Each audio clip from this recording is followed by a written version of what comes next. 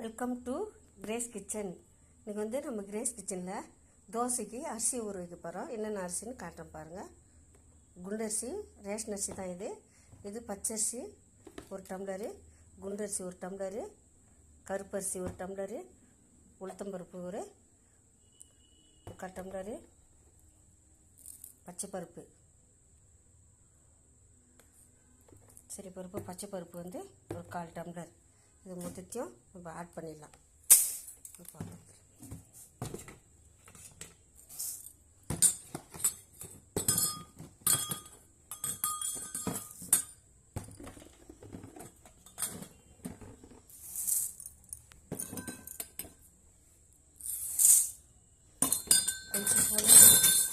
கொஞ்சம் போல் வெந்தயம் இல்லைங்க, தண்ணி ஊற்றி ஊற வச்சிட்டோம்னா